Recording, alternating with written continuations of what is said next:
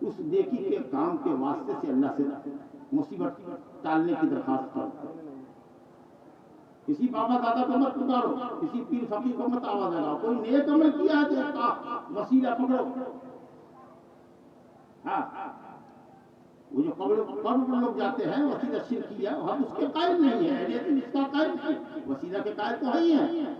یا ایھا الذین آمنوا اتقوا اللہ وابتغوا الیہ الوسیلہ، اے ایمان والو اللہ کا تقوی اختیار کرو، اس سے بڑھ کے وسیلہ اور کیا ہوگا.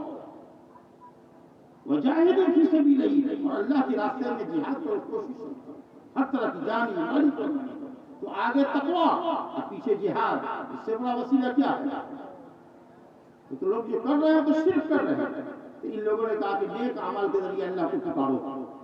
تو معلوم ہے آپ کو ایک نے ماں باپ کی خدمت کی جو بے نظیر یا عظیم النظیر مثال قائم کی تھی، کبھی بھی اپنے بال بچے کو ماں باپ سے پہلے نہیں کھلایا تھا، اس نے اللہ کو اس عمل کا واسطہ دیا.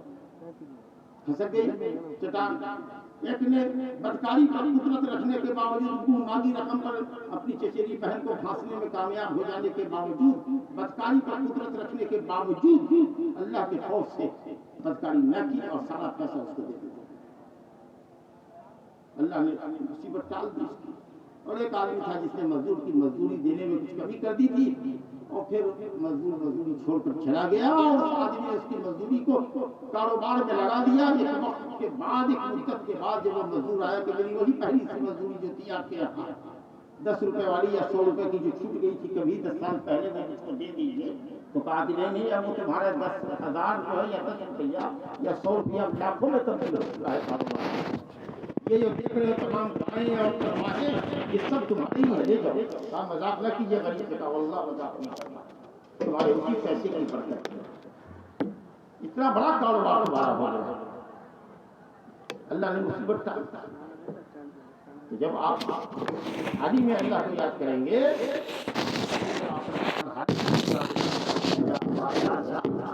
تو اللہ تعالیٰ آپ کو سنے گا.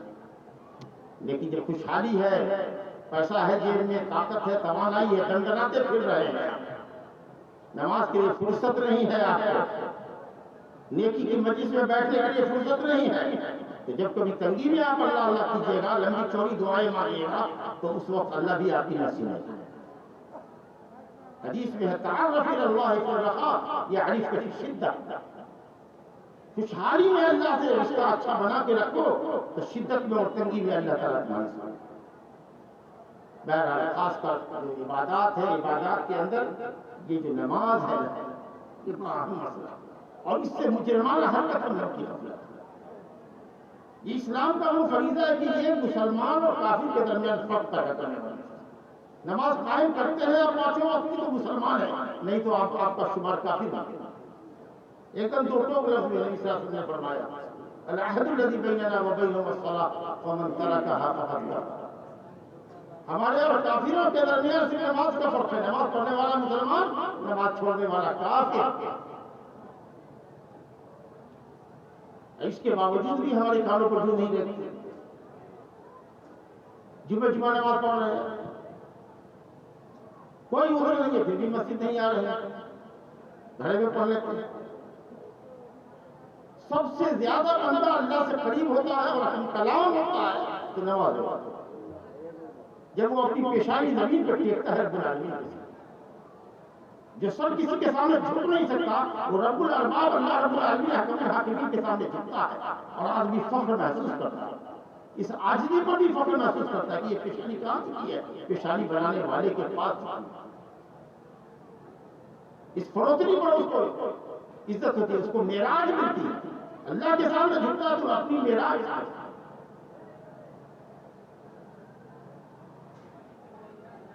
اس لیے نمازوں کا اہتمام کیجیے، اپنے بچوں کو کروائیے. 10 سال کے بچے ہو جائے، 7 سال کے ہو تو حکم کرو، 10 سال کے ہو جائے نماز ترک کرے تو ان کی پٹائی کرو. اتنی پٹائی جس کے وہ متحمل ہو سکے، تاکہ بالغ ہونے سے پہلے پہلے وہ ایک دم پکا نمازی بچے. اس کا خوب اہتمام کرنا.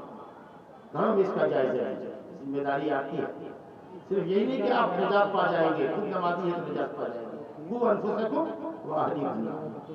بیوی بچوں کو بھی آپ کو نمازی رکھو. بہت بڑی چیز. اس کا بڑا فائدہ بھی ہے۔ اللہ تعالیٰ نے جو طہارت اور صفائی ہو جاتی ہے 5 وقت میں، جسم صاف رہتا ہے، آپ کا پاک رہتا ہے، کپڑا آپ کا پاک رہتا ہے جی، اور اس کے بعد رب العالمین سے قربت ہے۔ اور جب بھی کبھی برائی کا خیال آتا ہے، کسی کا خیال آتا ہے، کسی کو ڈنڈی مارنے کا خیال آتا ہے، تو یہ نماز شاید آپ کے دل میں چبھتی ہے، یہ کہتی ہے کہ تم اسی نماز کے لیے کتنا اہتمام کرتے ہو، اپنا کام چھوڑتے ہو، 5 وقت مسجد میں آنے کا اہتمام کرتے ہو، آگے پیچھے سنن و نوافل پڑھتے ہو تاکہ اللہ کے عذاب سے بچ سکو۔ یہ کیا کر رہے ہو؟ کون سا گناہ کر رہے ہو؟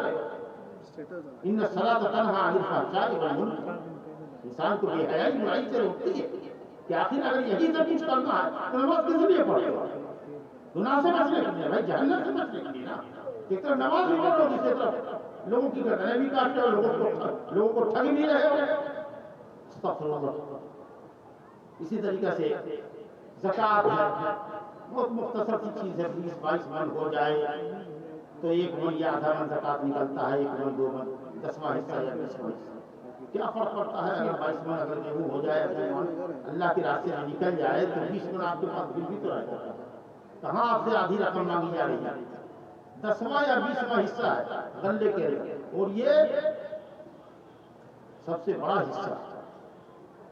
اور اس کے بعد تو روپے پیسے والوں سے تو 2.5%، کیونکہ روپیہ کمانے میں زیادہ محنت ہے، شاید غلہ کمانے میں زیادہ، اسی 2.5% جی۔ غلہ میں تو 100 من میں 10 من نکالنا پڑے گا، یا کم سے کم 5 من نکالنا ہی پڑے گا، لیکن روپیہ پیسہ میں 2.5 روپیہ نکالنا ہے، 5 روپیہ 10 روپیہ نہیں نکالنا۔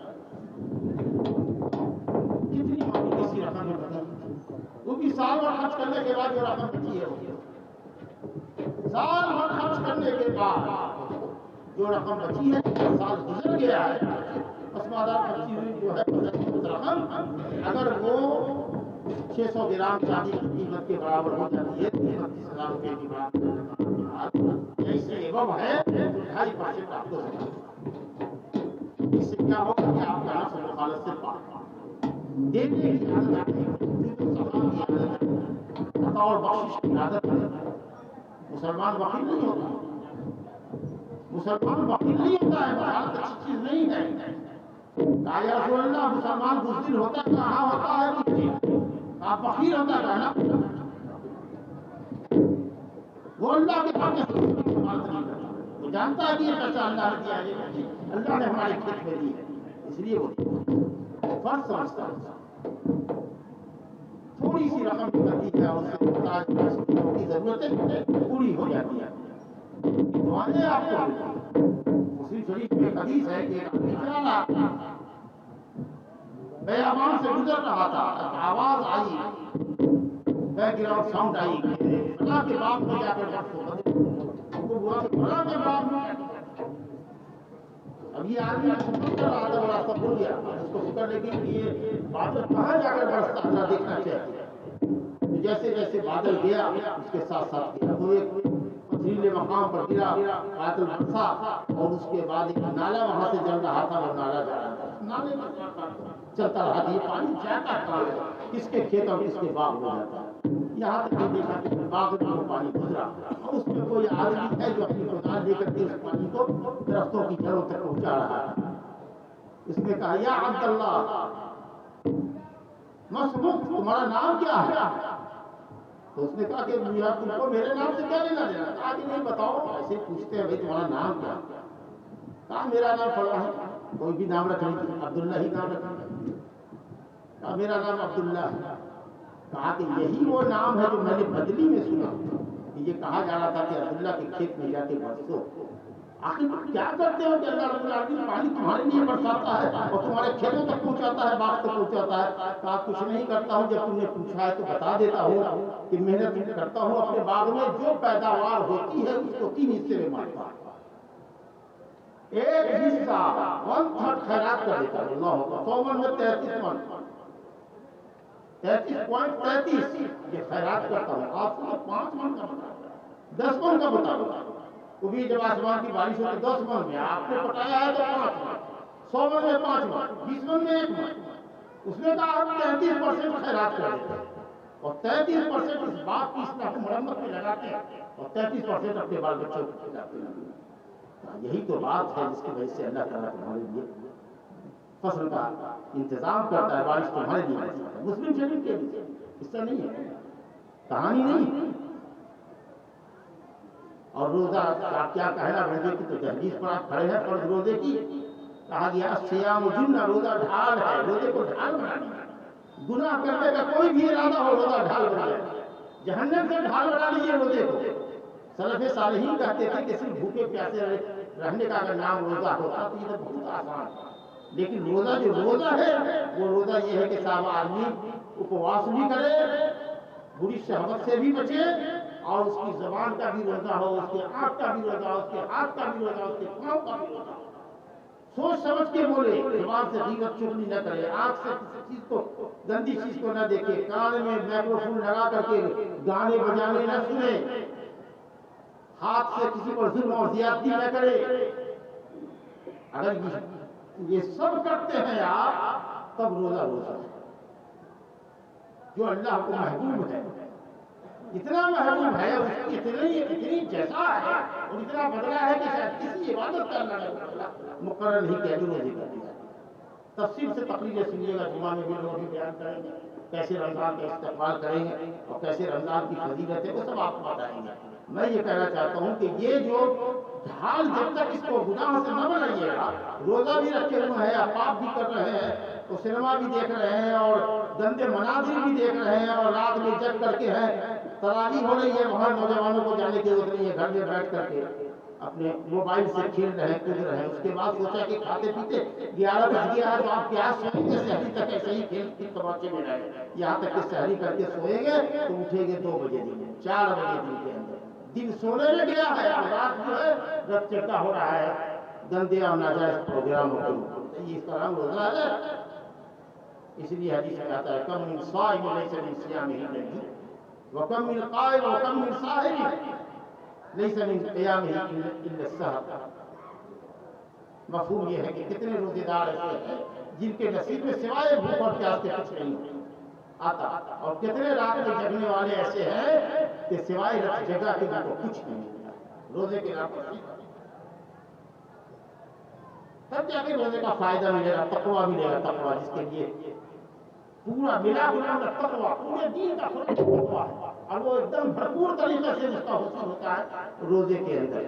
لعلکم تتقون بتایا گیا روزے کی اہمیت، کتب علیکم الصیام کما کتب علی الذین من قبلکم لعلکم تتقون، یہ تقویٰ ہے، یہ پرہیزگاری ہے آپ کی۔ اس لیے اللہ کے واسطے یہ جو موقع ہے اس کو بڑی سمجھیں۔ اور چوتھا فریضہ جو حج ہے، جو عمر میں 1 مرتبہ ہے، اس کا کیا کہنا؟ اگر اللہ کے لیے حج کیا، سنت رسول کے مطابق حج کر کے آ گئے تو گویا کہ ماں کے پیٹ سے پیدا ہوئے ابھی سارے گناہ اللہ۔ جی دیکھیے کس قدر اللہ تعالیٰ ارض و عجم کو دنیا کے کونے کونے سے حجاج کرام کو بلاتا ہے، لاکھوں لاکھوں کی تعداد میں دیکھا ہوگا دیکھنے والے، ایک ہی طرح کا لباس ہے، سفید لباس اتارتے ہیں، کفن یاد نہیں آتا ہے زندگی میں، ایسے ہی کفن سفید پہنایا جائے گا۔ عرفات میں جو ازدحام دیکھتے ہیں لوگوں کا تو قیامت کا مطلب نہیں سامنے آتا ہے، کتنا بڑا مجمع ہوگا جس سرکار اتنا بڑا مجمع جمع کیا اس کے لیے وہ بڑا قیامت کا مجمع مشکل نہیں، اور وہ کعبہ جس کو دیکھ کر دیکھے ہوئے زندگی میں نماز پڑھتے رہے، جب اس کا دیدار ہوتا ہے تو اس وقت کیسے باتیں کھلتی ہوں گی اور کیسے خوشی کے آنسو آنکھوں سے چھلکتے ہوں گے کہ جس بن دیکھے کعبہ کی طرف زندگی میں نماز پڑھتے رہے، جس کے احترام میں استنجا تک نہیں کرتے تھے اس طرف رخ کر کے، آج وہ کعبہ تمہارے سامنے۔ اللہ میرے بھائیوں اور بزرگوں دوستوں، کہنے سننے کے لیے باتیں بہت ہیں، علماء کرام پہلے سے بھی تھے، آپ کے پاس ابھی ہیں، تو میں سمجھ رہا ہوں کہ میرا وقت ہو چلا ہے۔ اب میں اس مدرسے کے سے بھی کہنا چاہتا ہوں کہ یہ جو مدرسہ بھی ہے اور دارالتحفیظ بھی ہے، میں نے صدر مدرسہ سے کہا کہ یہ نام رکھ دیجیے، دارالتحفیظ رکھ دیجیے یا مدرسہ التحفیظ رکھ دیجیے، مدرسہ جس معنی میں اسی معنی میں